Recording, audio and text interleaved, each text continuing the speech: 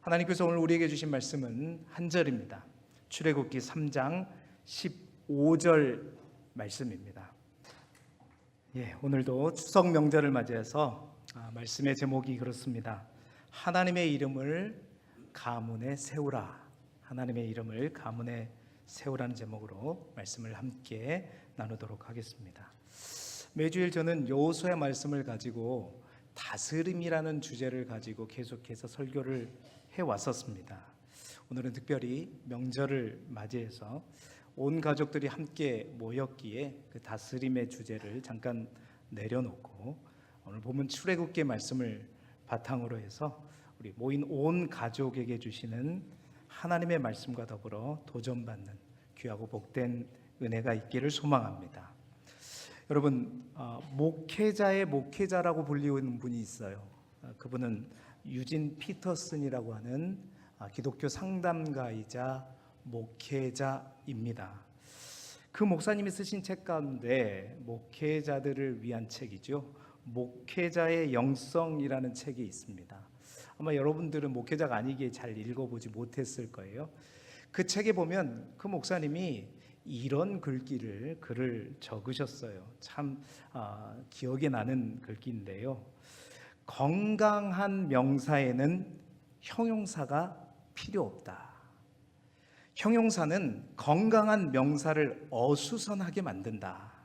그러나 그 명사가 문화 때문에 손상되거나 병에 걸린다면 형용사가 반드시 필요하다.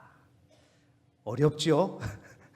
무슨 말인지 좀 설명해 드리도록 하겠습니다.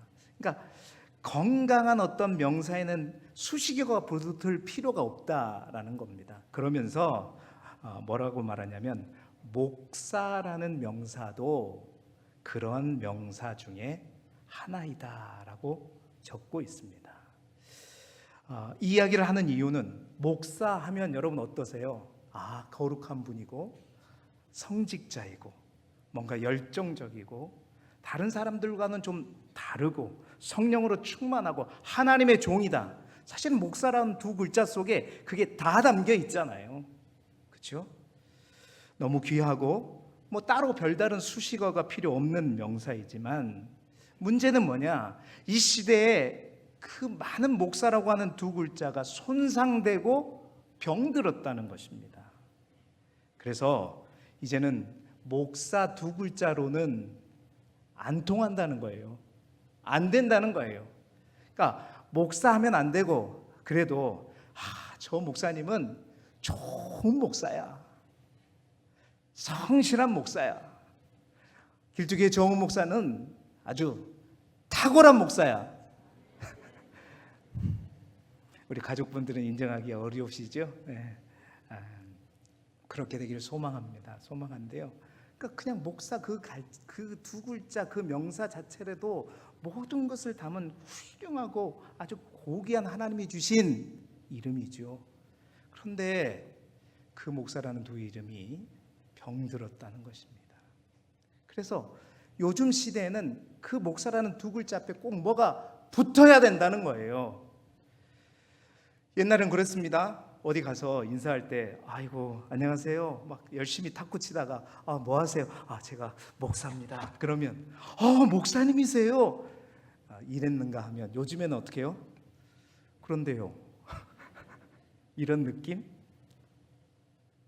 옆에 있는 어떤 사람이 이 목사님 길쭉이의 목사님인데 아주 훌륭한 목사님이야. 이 정도 얘기해줘야 어떻게 해요? 목사님이시구나. 이런 시대가 되어버렸다라는 사실입니다. 여러분, 그러한 것이 목사뿐이겠습니까? 아주 아름답고 위대한 명사인 그 단어, 그래서 그 단어만 생각해도 그 마음이 따뜻해지고 감동이 되는 그런 단어들이 많이 있잖아요. 여러분, 가족 여러분 누구를 보기 위해서 그 먼 길을 마다하고 여기까지 오셨어요? 여러분, 부모님. 그 부모님이라는 세 글자만 들어도 거기 안에 다 담겨 있잖아요. 엄마, 아빠, 친구, 사랑, 우정. 여러분 사실은 그 모든 단어가 그 단어 하나만으로 충분합니다. 다 담겨 있어요. 사랑하면 그게 뭔 수식어가 필요해요. 다 녹아 있는 것인데, 여러분 요즘 시대는 그 사랑 그냥 그 두 글자만으로는 안 된다는 겁니다. 엄마, 그런 두 글자로는 안 되는 시대가 돼버렸다는 겁니다. 여러분이 그렇다는 것이 아니라 수많은 어머니들 중에서도 우리가 생각하는 그 어머니의 모습을 벗어난 분들이 많다라는 것이고요. 친구도 마찬가지입니다. 그래서 좋은 사람, 좋은 엄마, 그런 수식어가 항상 붙어야 되는 안타까운 시대에 우리가 살고 있다. 이제 그 정도면 그래도 괜찮아요. 그 수식어에다가 앞에 그 형용사에다가 또 앞에 하나가 더 붙어요. 부사가 붙어. 진짜 좋은 목사, 진짜 좋은 엄마. 이렇게 하니까 좀 와닿지가 않으면 제가 여러분이 잘하는 걸로 설명을 한번 해볼게요. 저는 트로트를 썩 좋아하지는 않습니다. 그런데 여러분 트로트 가수 가운데 제가 이름을 찾아보니까 영탁 아시죠? 영탁 하니까 그냥 얼굴이 환해지시네. 그냥 영탁 대표곡이 뭐죠? 이거 얘기하면 다른 사람한테 다들 찐찐찐 아시죠? 찐찐찐찐 찐이야, 완전 찐이야. 그러면서 뭐라 그래요? 그 가사를 제가 쭉 찾아봤어요. 완전 찐이 하면서 그 가사는 내가 찐하게 사랑할 거야. 왜? 거짓이 너무 많은 이 세대에 내가 진짜로 사랑할 거야. 여러분 그겁니다. 그냥 사랑이 아니라 진짜도요. 한 번 가지고 안 돼요. 찐찐찐찐 찐이야, 완전 찐이야. 한 대여섯 번은 들어가야 와 진짜 사랑하는구나. 그러니까 이 가사가 이 시대를 말하고 있는 것입니다. 가슴이 아프죠. 재밌지만 가슴이 아픕니다. 그런데요, 슬픈 것은 이 시대의 가정도 마찬가지다라는 사실입니다. 원래 가정이라는 이 두 글자는요, 다른 형용사가 필요 없습니다. 말만 들어도 따뜻하고, 그냥 그 가정만 생각해도 가슴이 울컥하고. 여러분 여기까지 온 이유가 다 그 가정이 주는 따뜻함과 위로와 평안함 때문이잖아요. 다른 어떤 수식어가 필요 없는 단어가 가정입니다. 그런데 이 시대 수많은 가정들이 많이 깨지고 아프고 병들고 뒤틀려져서요, 우리 가정이라는 단어 앞에도 많은 형용사가 붙어야 합니다. 참다운 가정, 사랑이 넘치는 가정. 원래 가정은 사랑이 넘쳐요. 사랑이 넘치고 건강한 가정. 이러한 수식어가 붙어야 이 단어도, 이 가정이란 단어도 빛나는 그런 시대. 저는 오늘 말씀을 준비하면서요, 우리들의 가정에도 형용사가 반드시 붙어야 되는 시대라면 여러분 어떠한 단어가 붙었으면 좋겠습니까? 대박나는 가정 말고요, 형통한 가정보다 더 좋은, 반드시 우리의 가정에 가장 필요한 수식어가 붙어야 된다면 어떤 단어? 믿음의 가정이 돼야 될 줄 믿습니다. 여러분 오늘 가족 많은 분들이 고향을 방문하셨는데요, 여러분의 가정 앞에 수식어가 붙어야 된다면 정말로요, 믿음의 가정이 되시기를 바랍니다. 믿음의 가정.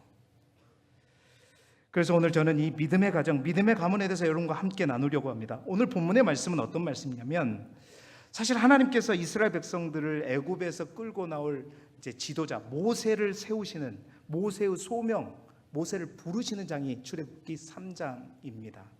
그런데 모세를 부를 때 갑자기 모세를 세워가지고 이스라엘 백성들을 데리고 나오려고 그러면, 아니 누가 너희를 데리고 나오라고 했냐 이렇게 말했을 때 모세가 이스라엘 백성들한테 가서 말해야 될 거 아니야. 누가 이랬냐? 하나님이 그랬다. 그럼 그 하나님이 누구이냐? 그랬을 때 하나님께서 그 하나님의 자신의 이름에 대해서 나는 스스로 있는 자이니라 하면서 이스라엘 백성들이 알기 쉬운 이름으로 다시 한번 반복해서 얘기해 주는 게 오늘 본문의 말씀이에요. 자, 오늘 본문의 말씀 출애굽기 3장 15절 말씀 우리 같이 읽어보겠습니다. 시작. 하나님이 또 모세에게 이르시되 너는 이스라엘 자손에게 이같이 이르기를 너희 조상의 하나님 여호와 곧 아브라함의 하나님, 이삭의 하나님, 야곱의 하나님께서 나를 너희에게 보내셨다 하라. 이는 나의 영원한 이름이요 대대로 기억할 나의 칭언이라. 아멘. 하나님께서 자신의 이름을요 뭐라고 말씀하시냐면 나는 너희 조상의 하나님이다. 아브라함의 하나님, 이삭의 하나님, 야곱의 하나님. 오늘 제가 여러분에게 도전하고 또 여러분에게 권면하고 싶은 말씀은 바로 여기입니다. 아브라함의 하나님, 이삭의 하나님, 야곱의 하나님. 여러분의 가정이, 여러분의 가문, 그 이름 앞에 하나님의 칭호가 들어갈 수 있는 은혜가 있기를 주님의 이름으로 축원합니다. 이 말은요 하나님께서 얼마나 이 아브라함의 가문을 사랑하시는지, 하나님께서 이 가문을 얼마나 중요하게 여기시는지, 그 가정에 정말 하나님의 이름을 붙일 만큼, 그래서 자신을 소개할 만큼 하나님께서 기뻐하시고 주목하시는 믿음의 가정이 바로 아브라함의 가정이다, 아브라함의 가문이다 라는 것입니다. 여러분, 여러분의 가문, 여러분의 가족 모두 또한 하나님의 이름이 여러분의 가정과 가문 가운데 붙여지기를 주님의 이름으로 축원합니다. 그래서 말씀의 제목을 그렇게 잡은 거예요. 여러분, 이 표현은요 당시 참 이례적인 표현입니다. 어떠한 신도 사람의 이름 앞에 자신의 이름을 붙이지 않습니다. 어떤 가문의 이름 앞에 자신의 이름을 붙이지 않습니다. 여러분, 성경에 보면요 아브라함의 하나님, 이삭의 하나님, 야곱의 하나님은 이 구약 성경뿐만 아니라 신약 성경에도 반복되고 있지만 성경 어디에도 그 유명한 모세의 하나님이라고 언급된 적이 없어요. 다윗 하나님 너무 사랑하시죠. 그러나 다윗의 하나님 이렇게 기록된 게 없습니다. 한 가문을 묶어서 자신의 이름을 걸고 말씀하신 가정은 아브라함의 가문밖에 없다는 거예요. 믿음의 이 3대밖에 없다라는 사실입니다. 그래서 저는 오늘 여러분과 함께 아브라함과 이삭과 야곱의 이야기, 여러분 다 아는 이야기입니다. 그 이야기를 바탕으로 우리의 가정에도 어떻게 하면 하나님의 이름을 붙여줘야 하나님의 이름이 붙여질 수 있을까?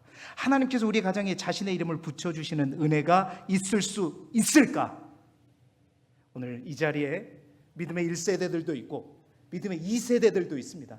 믿음의 3세대들, 4세대들 많이 있을 겁니다. 여러분의 가문에 하나님의 이름에 하나님의 호칭이 붙는 놀라운 은혜가 있기를 주님의 이름으로 축원합니다.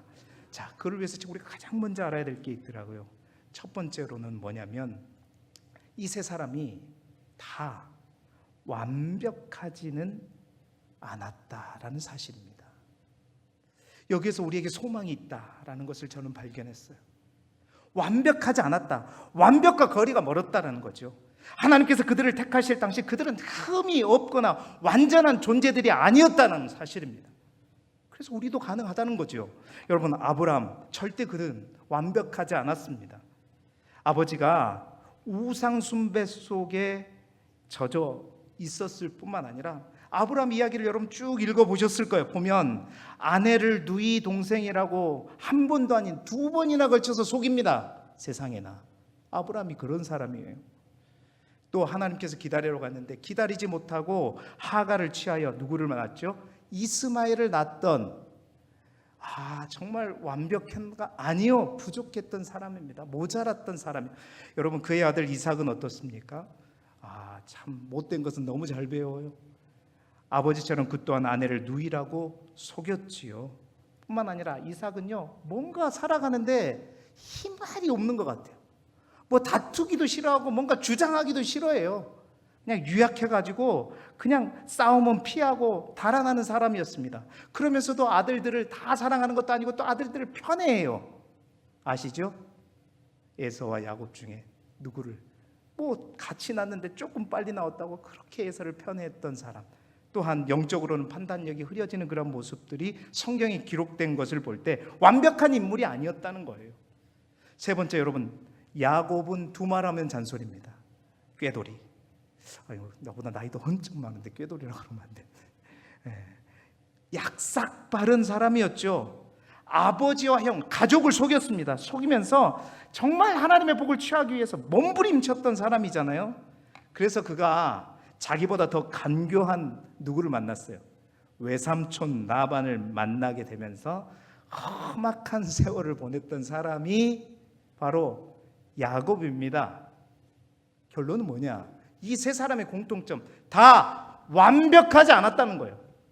완벽하지 않았음에도 불구하고 하나님은 그 세 사람의 이름 뒤에 자신의 이름을 붙여 주었다는 것입니다. 아브라함의 하나님, 이삭의 하나님, 야곱의 하나님이라고요. 여러분, 오늘날 이것이 우리에게 큰 위안과 소망거리가 된다. 그럼 우리도 가능하다는 겁니다. 우리 또한 아브라함이나 이삭이나 야곱과 비교할 때 그들의 부족한 모습과 비교하면 우리도 딱 그런 모습이잖아요. 그렇습니다. 이 세 사람의 공통점은 완벽하지 않았다, 흠이 많았다. 이 말은 하나님께서 우리의 가정과 가문을 보실 때 주목하시는 것은요, 우리의 완벽함, 완성도를 보는 것이 아니라는 거예요. 어떻게 우리의 가정이 그런 가문이 될 수 있을까? 처음부터 절망하지 마십시오. 아브라함과 이삭과 야곱도 우리처럼 그랬다라는 사실입니다. 부족해도 됩니다. 연약해도 됩니다. 완벽하지 않아도 됩니다. 하나님이 보시는 것은 그걸 보는 게 아니다. 그렇다면 여러분, 두 번째로 하나님께서 왜 이 가정을 택하셨고 이 가정의 가문에 자신의 이름을 붙여주었는가? 하나님이 주목하시는 건 다른 것이기 때문에 이 세 사람의 연약하고 완벽하지 않았지만 또 하나의 공통점이 있었어요. 그것은 뭐냐? 이 세 사람 모두 믿음의 사람이었다는 것입니다. 할렐루야. 믿음의 사람이었다는 거예요. 불완전한 존재이고 연약한 사람들인데, 연약한 사람에 틀림없었지만 그들에게 있어서 한 가지 공통점, 중요한 것은 그들이 믿음으로 살아간 사람들이었다. 이 세 사람에 대해서 다른 것을 몰라도 분명하게 성경에서 인정하는 것이 바로 그것입니다. 그들의 믿음이었어요. 여러분, 히브리서 11장에 믿음의 명예의 전당이라고 불리우는 그곳에 많은 사람, 성경에 수천 명의 사람들이 있지만 그 믿음의 전당에 오는 사람이 많지 않아요. 그런데요, 이 세 사람의 이름이 당당하게 그 명예의 전당에 오르는 것을 우리가 확인할 수 있어요. 첫 번째, 아브라함은 11장 8절입니다. 우리 같이 읽어볼까요? 시작. 믿음으로 아브라함은 부르심을 받았을 때에 순종하여 장래의 유업으로 받을 땅에 나아갈새 갈 바를 알지 못하고 나아갔다. 히브리서 기자가 인정하는 거예요. 아브라함은 믿음의 사람이었다. 부르심을 받을 때 순종하였을 뿐만 아니라 갈 바를 알지 못하고 가는 믿음의 사람이었다. 여러분, 또한 바로 이어서 11장 20절에 보면 이삭에 대해서도 이렇게 말. 믿음으로 이삭은 장차 있을 일에 대하여 야곱과 에서에게 축복하였다. 중요한 것은 믿음으로 이삭은 부족했지만, 유약했지만 이삭 또한 믿음의 삶을 살아갔던 사람이라는 거예요. 세 번째로는요, 야곱입니다. 11장 21절 같이 읽어보죠. 시작. 믿음으로 야곱은 죽을 때 요셉의 각 아들에게 축복하고 그 지팡이 머리에 의지하여 경배하였으며 아멘. 자, 그렇습니다. 야곱도 마찬가지예요. 그의 약삭 발음, 하나님은 그것을 주목하는 게 아니었단 말입니다. 그의 믿음을 주목하였다. 이 세 사람 똑같이 믿음으로 산 사람들의 대열에 분명하게 성경은 집어넣고 있다라는 사실입니다. 부족하기 짝이 없지만 어찌 보면 우리의 삶과 똑같은 엉망인 삶을 살았지만 하나님을 알고 그 하나님을 믿었고 그 하나님께 순종했기 때문에 하나님은 이 가문을 주목하신 것이다. 여러분, 우리의 가정도 그렇습니다. 아니, 우리들의 가정도 그렇습니다. 문제가 많죠. 엉망입니다. 멀쩡해 보이지만 여러분, 각 가정마다 속으로 들어가 보면 한두 군데가 아니지요. 그런데 그래서 우리에게도 소망이 있다라는 거예요. 왜요? 하나님은 우리의 엉망인 그 모습을, 우리 가정의 그 엉망인 모습을 주목하는 것이 아니라 우리 가정의 믿음을 보시기 때문입니다. 그러기에 더 간절히 하나님을 붙드는, 연약하기에 더 하나님만 붙잡고 살기를 원하는 그 믿음을 하나님은 주목하시기 때문입니다. 사랑하는 성도 여러분, 또 오랜만에 또 고향 교회를 찾은 모든 가족 여러분, 여러분의 가정에 믿음의 무게를 늘리시기를 바랍니다. 이제 추수철이 가까우는데 쭉정이 말고 알곡과 같은 믿음, 어떠한 바람이 불어도 날아가지 않는 믿음, 그러면 믿음의 무게가 늘어나야 되는 것입니다. 그 믿음의 무게가 나 때뿐만 아니라 2대, 3대를 거쳐서 무거워져야 그 가정을 하나님은 기뻐 보시고 주목하시게 된다는 것입니다. 여러분, 신앙의 1세대이든 2세대이든 3세대이든 믿음으로 사는 사람들이라면 하나님께서 반드시 아브라함의 하나님, 이삭의 하나님, 야곱의 하나님이 나의 하나님이 되게 하실 줄 믿습니다.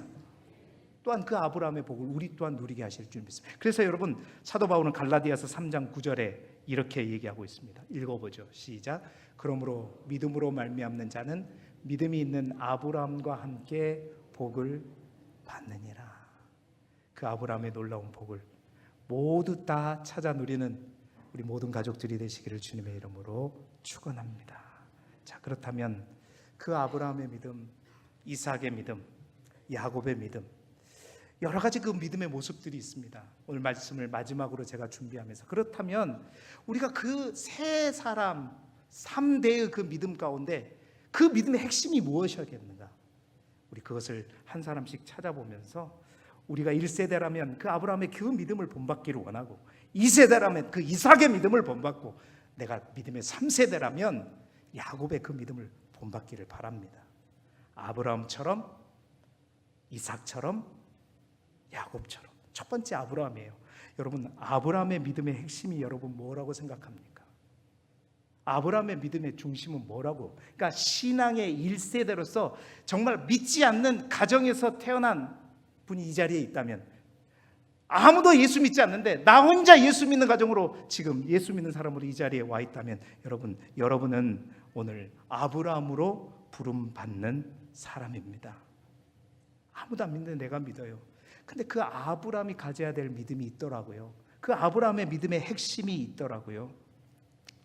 여러분, 아브라함은요, 우상을 믿는 가정에서 태어나서 하나님을 전혀 알지 못한 가정에서 태어났습니다. 그래서 그런 그에게 하나님의 첫 번째 믿음으로 가정으로 세우기 위한 명령이 있었어요. 그것은 뭐냐면 그의 집을 떠나는 것이었습니다. 창세기 12장 1절 말씀, 우리가 잘 아는 말씀인데요, 같이 읽어보겠습니다. 시작. 여호와께서 아브라함에게 이르시되 너는 너의 고향과 친척과 아버지 집을 떠나 내가 내게 보여줄 땅으로 가라. 여러분, 이 말씀에 순종하여 그는 믿음의 조상이 되었는데요, 여러분, 이게 정말 쉬운 명령이 아닙니다. 이제 가나안 땅까지, 갈대아 우르에서 가나안 땅까지 온다는 거, 오늘날로 맞이하면 이제 다른 나라도 이민 가는 거잖아요. 여러분, 그 당시는요, 씨족 사회였습니다. 부족 사회였습니다. 나의 고향, 나의 친척들을 떠난다는 것은요, 그냥 저 망망대해 나를 버리는 것과도 같은 것입니다. 내가 가진 전부를 다 포기하는 것과 같은 거예요. 그러니까 하나님 뭘 요구하냐면 그거 다 포기하고 누구를 선택하라는 거예요? 하나님을 선택하라는 거예요. 여러분, 믿음의 1세대들이 하나님의 가정을 세우는 데 있어서 가장 필요한 믿음 뭐냐면 떠나는 믿음입니다. 내려놓는 믿음이에요. 포기할 수 있는 믿음. 그래서 1세대들이 믿음으로 그 가정을 새롭게 개척한다는 것이 어려운 것입니다. 어려운 거예요. 여러분, 아브라함의 믿음 보십시오. 결국 보시면 하나님은 아브라함에게 믿음의 조상이 네가 될 것이다 하면서 축복해 주시는데요, 이를 위해서 그의 믿음을 어디까지 끌고 가느냐? 여러분, 모리아산까지 끌고 가요. 그 모리아산이 어떤 곳입니까? 하나님께서 단 하나뿐인 아들, 그 약속의 씨잖아요. 내 자손이 하늘의 별과 같이 바다의 모래와 같이 많게 될 것이다 하려면 이 약속의 아들이 없으면 안 돼요. 열세란 말이죠. 그런데 그 약속의 아들을 모리아산에서 뭘로 드려라? 번제로 드려라는 거예요. 하나님이 아브라함에게 믿음의 가정을 새롭게 세우고자 하는 믿음의 1세대에게 원하시는 것은 뭐냐면, 너에게 가장 소중한 것, 너에게 꼭 필요한 것, 그것까지 떠나고 버리고 누구를 선택하라? 하나님을 선택할 수 있는 믿음. 저는 아브라함의 믿음의 핵심은 그거라고 생각합니다. 떠나는 믿음이에요. 내려놓는 믿음입니다. 나에게 가장 소중한 것까지도 하나님께 드릴 수 있는 그 믿음. 여러분, 여러분이 믿음의 2세대이십니까? 여러분의 믿음의 1세대, 여러분의 부모님은 그렇게 믿음의 가정을 시작한 거예요. 그래서 믿음의 1세대들은 사실은 새로운 길을 개척한다는 사실은 쉬운 게 아닙니다. 떠나는 믿음. 그래서 아브라함이 그 아들을 하나님께 죽이려고 든 순간 뭐라 그래요? 창세기 22장 12절 말씀 같이 읽어볼까요? 시작. 사자가 이르시되 그 아이에게 내 손을 대지 말라. 그에게 아무 일도 하지 말라. 내가 내 아들 내 독자까지도 내게 아끼지 아니하였으니 내가 이제야 네가 하나님을 경외하는 줄을 아노라. 아멘. 이 자리에 믿음의 1세대들이 있다면 여러분들을 응원합니다. 하나님이 여러분과 함께 하십니다.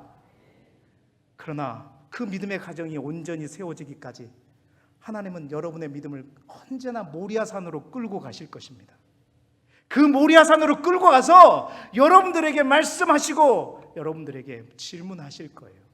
너의 가장 소중한 것, 가장 귀중한 것까지 포기하고 나를 선택할 수 있느냐? 아브라함처럼 가장 소중하고 꼭 필요한 곳에 내려놓고 떠남으로 믿음의 1세대들이 아름다운 신앙의 새로운 가정들을 세워나갈 수 있도록 이 길을 주님의 이름으로 축원합니다. 두 번째로는요, 이삭이죠. 여러분, 이삭은 이제 아버지가 이제 믿음의 가정, 부모님이 믿었으면 2세대는 무슨 신앙이라 그래요? 안 돼봐서 모르겠어요. 모태신앙. 그러니까 어머니의 태 있을 때부터 신앙을 갖고 있는, 그러니까 부모님의 신앙을 그대로 물려받고 태어난 모태신앙이라고 그러죠. 여러분, 이삭의 신앙은 모태신앙이었습니다. 여러분, 이삭의 이야기 창세기에 보면 그 이삭의 얘기를 잘 보게 되면요, 아브라함처럼 드라마틱하지 않습니다. 그리고 그 내용 분량도 야곱처럼 아브라함처럼 많이 언급하고 있지 않아요. 창세기 25장 26장 정도 핵심적으로 이삭에 대해서 말하고 있는데요, 그 이삭의 믿음은 어떤 믿음이었는가? 여러분 따라해 봅시다. 이삭의 믿음은 순종하는 믿음이었다. 이삭은 보면 다른 게 없어요. 그냥 순종해서 복받은 인생이 이삭입니다. 여러분, 이 중에 모태신앙인들 많죠? 대답이 없는 모태신앙인들 정말 많죠. 이삭과 같은 사람들입니다. 여러분들은 모태신앙인들. 저는 아브라함과 같은 신앙의 1세대예요. 저희 아이들이 있는데 신앙의 2세대들, 이삭과 같은 신앙인들, 여러분 복받은 사람들입니다. 복받고 태어난 사람들입니다. 여러분, 아브라함에게 필요한 믿음이 개척하고 떠나는 믿음이었다면요, 이삭에게 필요한 믿음은 다른 믿음 아니에요.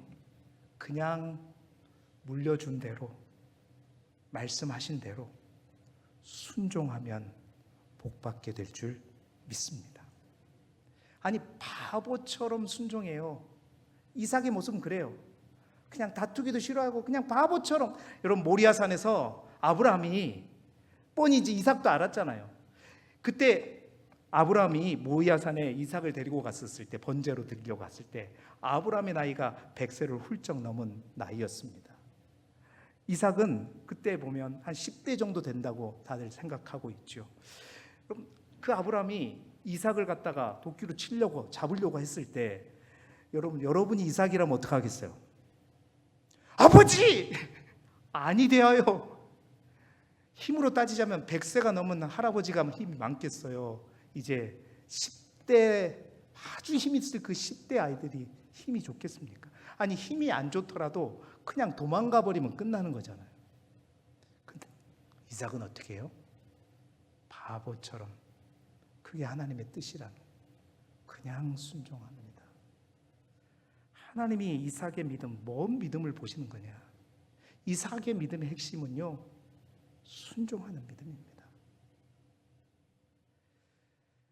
왜 이삭의 믿음, 그 순종하는 믿음이 복을 받을까요? 왜 그럴까요? 왜 순종만 해도 그 2세대들은 복을 받을까요? 잘 들으시기 바랍니다. 바로 1세대들이, 그 부모님들이 흘리신 눈물의 기도 때문입니다. 그런데 이 시대의 모태신앙인들의 문제가 무엇일까요? 말 그대로 많이 들어보셨죠? 어머니의 뱃속에서도 모태가 아니라 모태신앙이라는 거죠. 이것도 못해, 저것도 못해, 이래도 못해, 저래도 못해. 순종하지 않는다는 겁니다.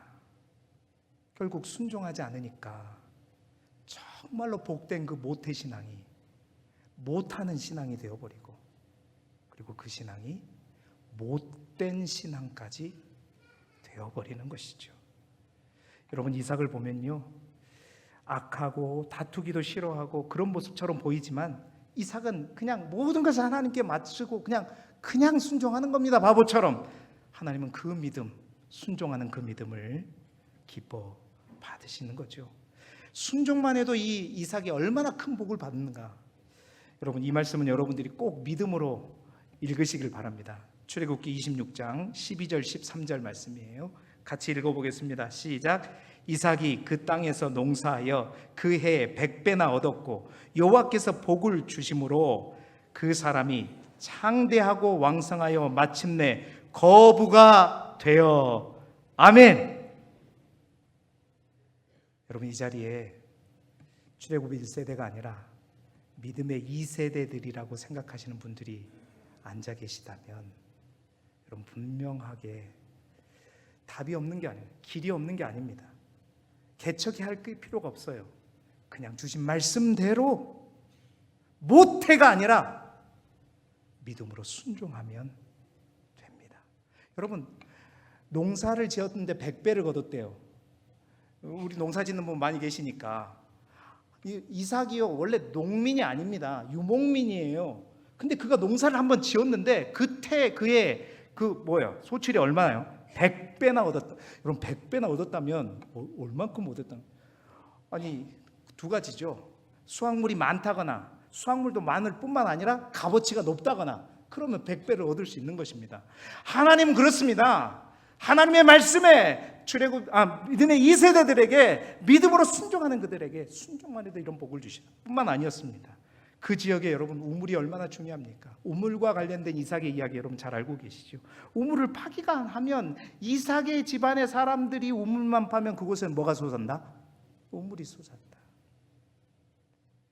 여러분, 그 1세대들 부모님들의 눈물의 기도가 바로 그 2세대들의 순종과 더불어 복을 주게 될 줄 믿습니다. 이 자리에 모태신앙인들 되시죠? 예, 순종하시길 바랍니다. 못한다고 하시지 마시기 바랍니다. 믿음을 가지고 잠잠히 겸손히 다투지 말고 바보처럼 주의 말씀을 쫓아가는, 이삭과 같은 믿음의 2세대들이 되시기 주님의 이름으로 축원합니다. 마지막 세 번째로 3세대입니다. 야곱의 신앙이죠. 여러분, 야곱의 신앙의 핵심은 무엇일까요?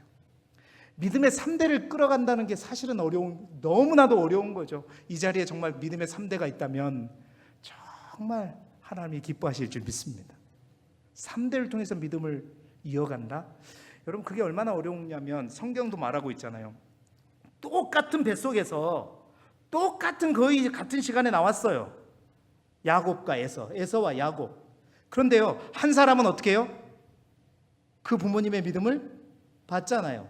그런데 한 사람은 어떻게 해요? 그 믿음을 온전히 받지 못해요. 그 할아버지가 누군데? 아브라함인데. 그 아버지가 누군데요? 이삭인데요. 그 정도 되면 믿음의 3대들은 당연히 다 믿음을 가지고 하나님을 쫓을 것 같지만 같은 뱃속에서 같은 날 난 그 두 사람 중에서도 다 받지 못한다는 거예요. 그만큼 여러분, 믿음의 3대를 이어간다는 것이 쉽지 않아요. 쉽지 않아요. 이 자리에 믿음의 3대가 계시다면 정말 여러분 이렇게 말하고 싶습니다. 훌륭합니다. 여러분, 야곱이 대단한 것은 무엇이냐면요, 야곱이 어떻게 그 신앙, 그 믿음을 물려받았는지 우리가 잘 보게 되면 그는 정말 약삭빠른 믿음처럼 보입니다. 그런데 하나님께서 그 야곱의 믿음을 기뻐 받으시고 하나님께서 그 야곱의 믿음을 귀하게 여기신 이유가 있었습니다. 그것은 다름 아닌, 야곱은요, 하나님이 주신 그 복, 아브라함과 이삭을 통해서 나에게 내려가는 그 복, 그것을 정말로 귀하고 소중하게 여기서 그것을 갈망했다는 거예요. 야곱의 믿음은 다른 믿음이 아니에요. 하나님의 복을 갈망하는 믿음, 다시 말해서 하나님을 갈망하는 믿음이 있었다는 것입니다. 그 갈망이 없으면요, 믿음의 3대? 아니요, 다 믿음을 잃어버립니다.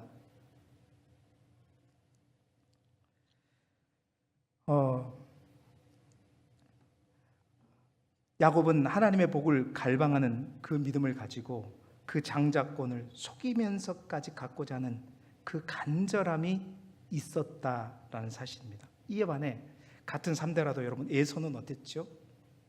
그 하나님께서 주신, 대대로 주신 그 복, 그 장자권을 가졌음에도 불구하고 그것을, 가치를 소중히 여기지 않았던 것입니다. 여러분, 야곱과 에서의 이 상반된 믿음이 어디에서부터 갈라지는가? 창세기 25장 27절 말씀인데요, 이 말씀이 굉장히 중요한 말씀입니다. 창세기 25장 27절 말씀 같이 읽어보겠습니다. 시작. 그 아이들이 상성함에 에서는 익숙한 사냥꾼이었으므로 들사람이 되고 야곱은 조용한 사람이었으므로 장막에 거주했다. 그러니까 야곱이 왜 그토록 속이면서까지 그것을 갖고자 했을까?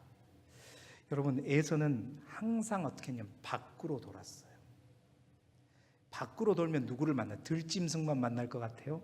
밖으로 돌면 그 가나안의 원주민들을 만납니다. 여러분, 그 당시 가나안의 원주민이 하나님을 믿는 사람은 어디에도 없었습니다. 이 아브라함의 가정밖에 없었어요.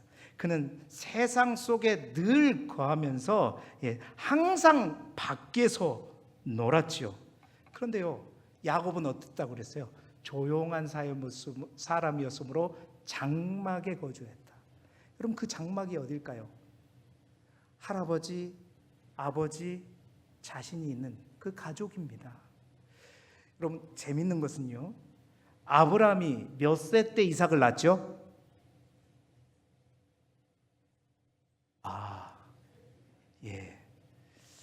100세입니다. 아브라함이 100세 이삭을 낳았어요. 그러면 이 질문은 아예 이제 묻지도 않겠습니다. 이삭이 에서와 야곱을 낳은 나이는 60세였어요. 잘 생각해 보세요. 아브라함이 100세 때 이삭을 낳고 이삭이 60세 때 에서와 야곱을, 쌍둥이를 낳았어요. 그때 아브라함의 나이는 160이었겠죠. 그럼 아브라함이 언제 죽었어요? 175세에 죽었어요. 자, 여기서 중요한 것은 뭐냐면요, 항상 밖으로 돌아다니면서, 그래서 들사람이 되었던 에서와 달리 항상 장막에 머물렀던 야곱은 적어도 15년 동안 그 집에서 누구와 함께 있었다? 할아버지 아브라함과 아버지 이삭과 함께 있으면서 그 할아버지로부터 내가 저 갈대아 우르에서부터 여기까지 와서 어떠한 삶을 살았는지. 여러분, 야곱은요, 그때부터 시작되는 거예요. 아버지의 하나님, 아니 할아버지 하나님을 그 가정에서 그 장막이 지금 뭐예요? 바로 교회인 것입니다. 하나님의 사람이 있는 그곳에, 간증이 있는 그곳에 머물면서 내가 이 복을 받아야 되겠다. 이 할아버지 주는 믿음을 내가 물려받아야 되겠다. 우리 형은 저 밖으로만 도니 내가 어떻게든 이걸 받아야 되겠다. 그래서 믿음의 대를 이어가야 되겠다. 갈망함이 있었어요. 간절함이 있었어요. 여러분, 믿음의 3대들은요, 이 갈망이 없으면 신앙을 지키지 못합니다. 하나님 앞에 머물지 못하면 그 신앙 다 빼앗겨 버리는 것입니다. 세상이 우리를 그냥 놔두지 않기 때문이죠. 사랑하는 성도 여러분, 이 자리에 혹 믿음의 3대가 계십니까? 그 이상이 계십니까? 여러분들에게 필요한 믿음은 하나님을 갈망하는 믿음이에요. 하나님을 쫓는 믿음입니다. 하나님 앞에 머무는 믿음입니다.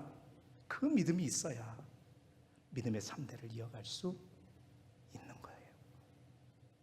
이제 말씀을 마무리합니다. 어떻게 아브라함의 가문은 하나님의 이름을 붙일 만큼 하나님께서 기뻐하시는 믿음의 가문이 되었는가? 연약했어요. 완벽하지 않았지만 이 세 사람, 이 3대가 다 같이 믿음이 있었다는 겁니다. 부족함이 있었지만 하나님은 그 부족함을 보지 않고 그들의 작은 믿음을 보셨습니다. 그래서 우리에게 소망이 있는데, 그 구체적인 믿음은 아브라함은 가장 소중한 것을 떠나는 믿음으로 믿음의 가문을 개척하고 세웠고, 이삭은 바보처럼 순종하는 그 믿음을 가지고 그 복을 주신 하나님을 복을 누렸고, 그래서 신앙을 전수했고, 야곱은 정말 세상보다 하나님을 더 갈망하고 하나님의 복을 더 귀히 여기며 하나님 앞에 머무는 믿음으로 신앙의 대를 이어갔다. 우리 또한 우리의 믿음, 우리의 가문 또한 이러한 믿음으로 나아갈 때, 여러분, 우리의 가문 이름 앞에도 뒤에도 하나님의 이름을 붙여주실 줄 믿습니다. 명제를 맞아 모두 모인 믿음의 1대, 2대, 3대가 모인 이 자리에서 이 말씀을 통해 도전받으시고 믿음으로 여러분의 가정들을, 가문들을 세워가시기를 그리스도 예수 이름으로 축원합니다.